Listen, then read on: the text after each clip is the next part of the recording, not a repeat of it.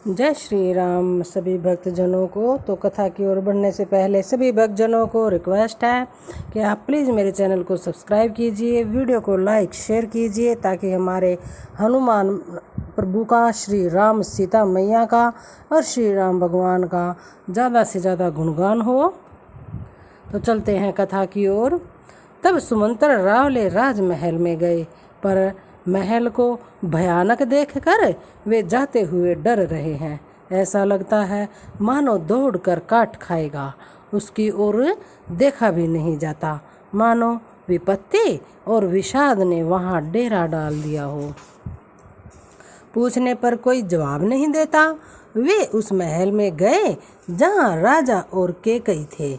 जय जीव कहकर सिर नवाकर वंदना करके बैठे और राजा की दशा देखकर वे सूख ही गए, यानी कि चिंतित हो गए।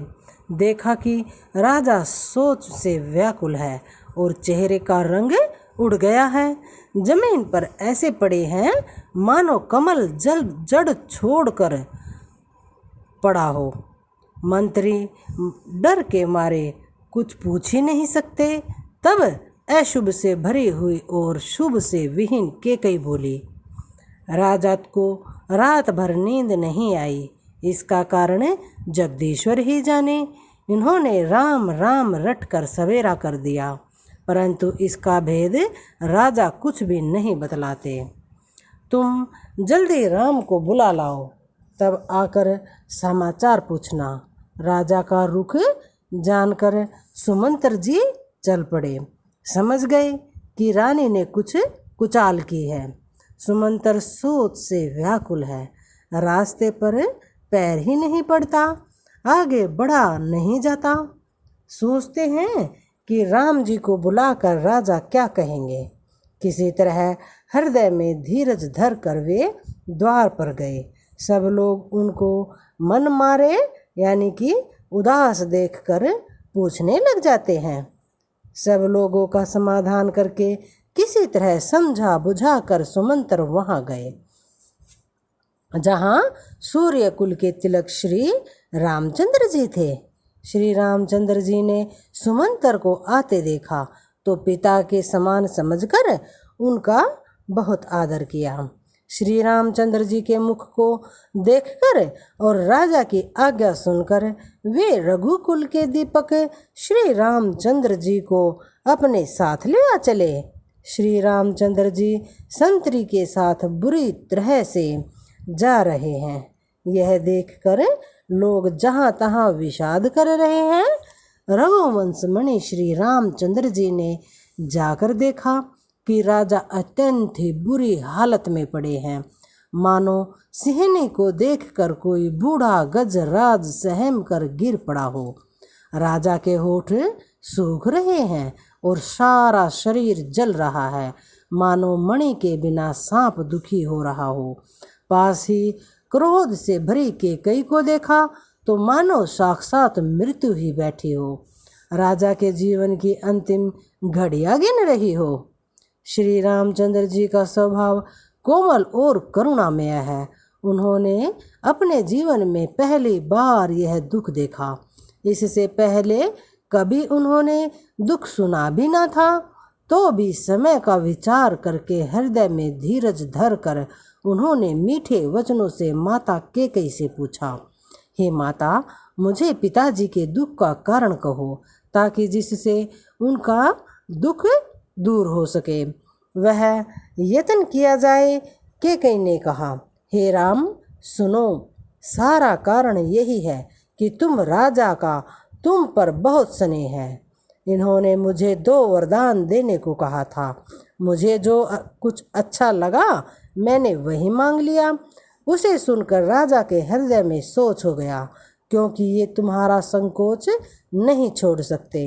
इधर तो पुत्र का स्नेह है और उधर वचन यानी कि प्रतिज्ञा। राजा इसी धर्म संकट में पड़ गए हैं। यदि तुम कर सकते हो तो राजा की आज्ञा शिरोधार्य करो और इनके कठिन क्लेश को मिटाओ। केकई बेधड़क बैठी। ऐसी कड़वी वाणी कह रही है जिसे सुनकर स्वयं कठोरता भी अत्यंत व्याकुल हो उठी। जीभ धनुष है, वचन बहुत से तीर है और मानो राजा ही कोमल निशाने के समान है। इस सारे साज समान के साथ मानो स्वयं कठोर बन श्रेष्ठ वीर का शरीर धारण करके धनुष विद्या सीख रहा है। श्री रघुनाथ जी को सब हाल सुनाकर वह ऐसे बैठी है मानो निष्ठुरता ही शरीर धारण किए हुए हो। सूर्य कुल के सूर्य स्वाभाविक ही आनंद निधान श्री रामचंद्र जी मन में मुस्कुराकर सब दूषणों से रहित ऐसे कोमल और सुंदर वचन बोले जो मानो वाणी के भूषण ही थे। हे माता सुनो, वही पुत्र बड़भागी है जो माता पिता के वचनों का अनुरागी हो अर्थात पालन करने वाला हो। आज्ञा पालन के द्वारा माता पिता को संतुष्ट करने वाला पुत्र हे जननी सारे संसार में दुर्लभ है। वन में विशेष रूप से मुनियों का मिलाप होगा जिसमें मेरा सभी प्रकार से कल्याण ही होगा। उसमें भी फिर पिताजी की आज्ञा और हे जननी तुम्हारी सम्मति है और प्राण प्रिय भरत राज्य पावेंगे। इन सभी बातों को देखकर यह प्रतीत होता है कि आज विधाता सब प्रकार से मुझे सम्मुख है अर्थात मेरे अनुकूल है।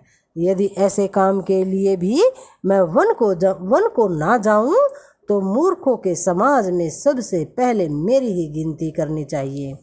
जो कल्प वृक्ष को छोड़कर रेंड की सेवा करते हैं और अमृत त्याग कर विष मांग लेते हैं, हे माता तुम मन में विचार कर देखो।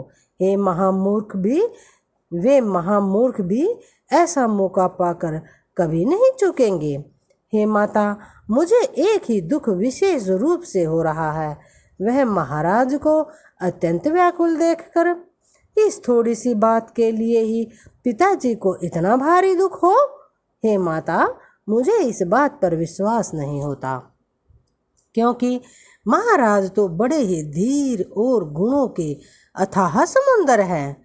अवश्य ही मुझसे कोई बड़ा अपराध हो गया होगा जिसके कारण महाराज मुझसे कुछ नहीं कहते। तुम्हें मेरी सौगंध है माता, तुम सच सच कहो। रघुकुल में श्रेष्ठ श्री रामचंद्र जी के स्वभाव से ही सीधे वचनों को दुर्बुद्धि के कई टेढ़ा ही करके जान रही है। जैसे यद्यपि जल समान ही होता है परंतु जोंक उसमें टेढ़ी चाल से ही चलती है। रानी कैकेयी श्री रामचंद्र जी का रुख पाकर हर्षित हो गई और कपटपूर्ण स्नेह दिखाकर बोली, तुम्हारी शपथ और भरत की सौगंध है, मुझे राजा के दुख का दूसरा कुछ भी कारण विदित नहीं है। हे तात तुम अपराध के योग्य नहीं हो, तुमसे माता पिता का अपराध बन पड़े यह संभव ही नहीं है।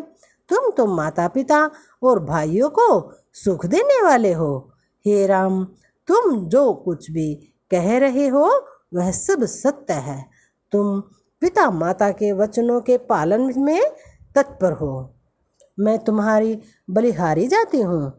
तुम पिता को समझाकर वही बात कहो जिससे चौथेपन अर्थात बुढ़ापे में इनका अपयश ना हो। जिस पुण्य ने इनको तुम जैसे पुत्र दिए हैं उसका निरादर करना उचित नहीं।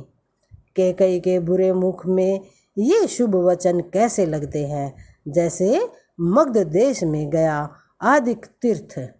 श्री रामचंद्र जी को माता कैकेयी के सब वचन ऐसे अच्छे लगे जैसे गंगा जी में जाकर अच्छे बुरे सभी प्रकार के जल शुभ सुंदर हो जाते हैं। तो आज के लिए इतना ही, बाकी कल पढ़ेंगे। सभी भक्तजनों से रिक्वेस्ट है कि प्लीज़ मेरे चैनल को सब्सक्राइब कीजिए, वीडियो को लाइक शेयर कीजिए। सभी भक्तजनों को जय श्री राम।